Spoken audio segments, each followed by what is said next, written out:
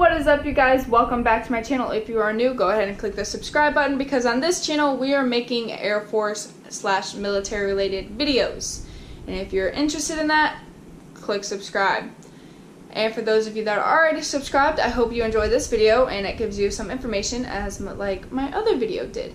So we're going to, without further ado, we're going to get started. So starting this video, my ASVAB experience. So I was in Texas. I was in San Antonio. I actually got to go on to Lackland Air Force Base because I am military. My dad was military, so I am a dependent of his. So I do have a military ID. I did get to go on base. I got to see Lackland for what it is. I got to see the old dorms, the new dorms, so Alcatraz, Disneyland. I got to see some people marching. I didn't get to go into anything. We were driving on the roads, and you pretty much get to see everything when you're driving on Lackland. But anyway, I got to see that, so that was really cool. And then I came back, and within a week of being back, I took my ASVAB. I believe I took my ASVAB on Tuesday at 2 o'clock. So I get there. I do not have to stay at a hotel because my MEPS is about an hour away. So my recruiter was just like, if you just want to drive there. Don't be late. Leave your phone in the car. Only take what you need. So I did that. Me and my mom drove up there. We got there about 40 minutes early because I really don't want to be late for anything. So I get there, go through the metal detectors, security, whatever it is, and then we went up to the testing floor. I said goodbye to my mom. And then I went to meet with I guess it's the Air Force liaison or whatever it is. I went to the Air Force office that's in the corner of it. And each branch at the St. Louis MEPS has their own area. So the Marines have theirs, Army has theirs, the Air Force has theirs. So I went to the Air Force's and I was waiting there for about 20 minutes.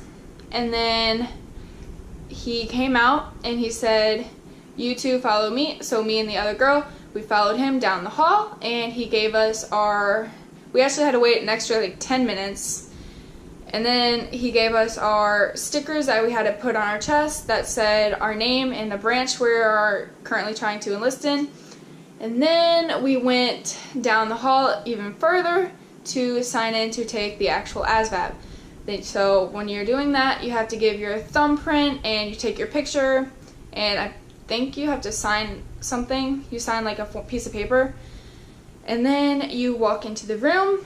Our test was all computers. Everyone was on a computer. It was just like all the others. It was just a different form. It had the math, the arithmetic, reasoning, paragraph comprehension, word knowledge, science, mechanics, auto and shop, and I don't think I'm missing any, but if I am, not a big deal. But I went in. I was the second or third person to go into the room to test.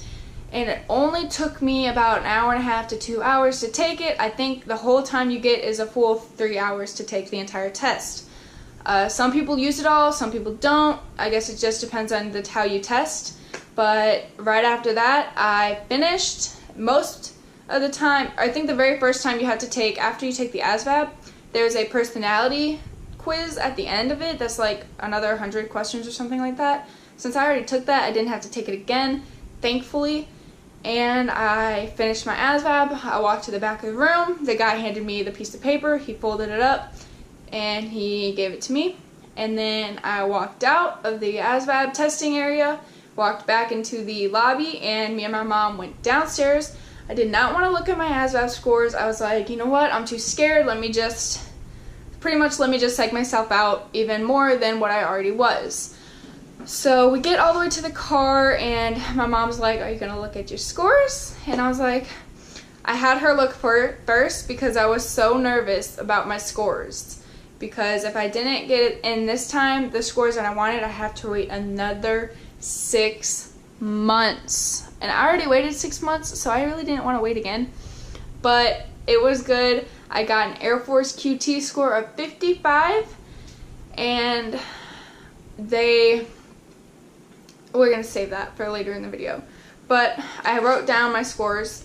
My Air Force QT was a 55, my M was 45, A was 61, G was 51, and E was 76. So my scores went up a lot from the second time I took it. And yeah, I sent a picture of the paper that he gave me to my recruiter, and she said, awesome, we'll schedule you in to come in on Monday. She said Monday at 2, come in and we can go over everything and set you up for another day to go back to MEPS to take the physical. So I had to wait about a week, and me and my mom went in on Monday, and we saw her, and she said, congratulations, I know you've been working hard for this, blah, blah, blah. And we signed a bunch of papers. It was all electronic though, so you just had to sign like this electronic box and whatever.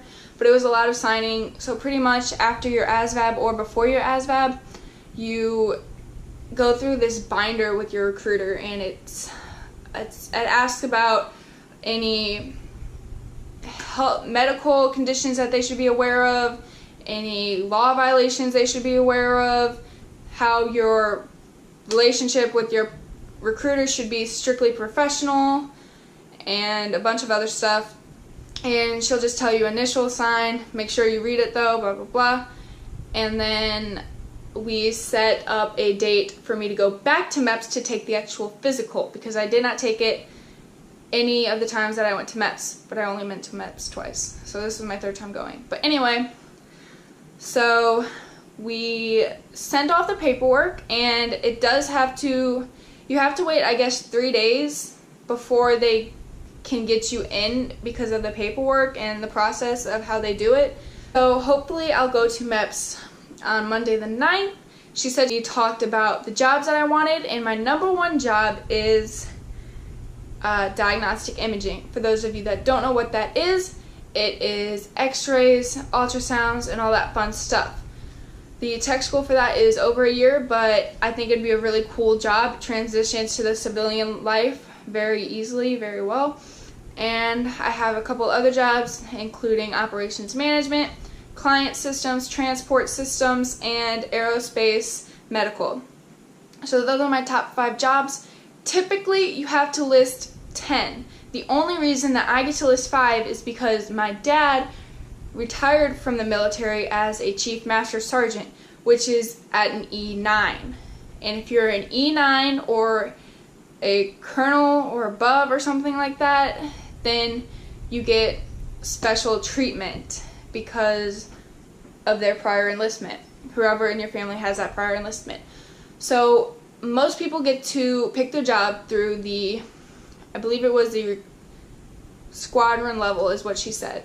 So you have the squadron level, and then you have the group level, which is what I'll be picking for my jobs. So I'll kind of get first pick, and then it's everybody else that is just freshly going into the military. So that is a big benefit that I get. So if one of my top 5 jobs are open, then we'll get those, and I will sign the next time I see my recruiter. So the next time I see my recruiter, I'm not sure exactly when that will be yet, but when I see her, I will be signing my contract, either my 4 or 6 years, I believe it is. I haven't decided what, I know I want to make a career out of the Air Force, but I don't think it matters if I do a 4 or a 6 if I'm doing a career out of it, so I'm probably just going to go, I don't know yet. But anyway, I'll be signing my contract, and that day I will pick my job and I will get my ship date. So the next video I upload will probably be my physical part of MEPS, and then the video after that will be my ship date, my job, and all that fun stuff. So other than that, I also have some really cool news. For those of you that are enlisting, please look at the jobs carefully, because they're going to pick you. When you list your 10 jobs or whatever, however many you have to list, they will get any of those 10s.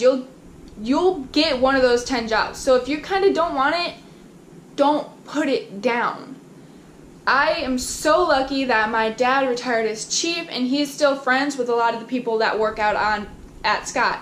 So one of his friends is also a chief, and I got to go talk to him, and he actually took me around the base, and I talked to everybody that I wanted to talk to about each job.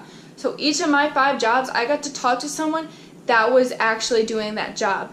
And my number 1 pick is diagnostic imaging.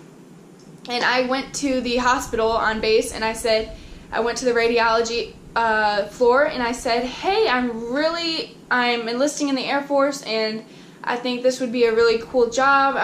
This is my number 1 pick. Is there any way I could shadow? And this Friday, I actually get to shadow diagnostic imaging. I get to go out there for the day, stay for the whole work day, or a half day, whatever I want, they said, and pretty much just get a feel for the job. So I thought that was really cool. Make sure you ask questions if you can. Even going to ask your recruiter about these jobs, just ask. I mean, what's the harm? I didn't even think I could job shadow until I asked, and look at that. So other than that, that's all I have. Some of my future videos, I already told you, will be my ship date, my BMT packing, the physical of MEPS. So if you're on the lookout for some more of those videos, just give me a couple weeks and I will film those for you guys. But other than that, that is the end of this video. And if you are joining the military, any branch, leave a comment below what branch it is. If you already know your ship date, leave it in the comments too. Click like and subscribe, you guys. And if you are making military videos, write in the comments that you are, and I will check out your videos. I love watching military videos. But other than that, that's the end of this video. So as always, have a good day, you guys, and I will see you next video.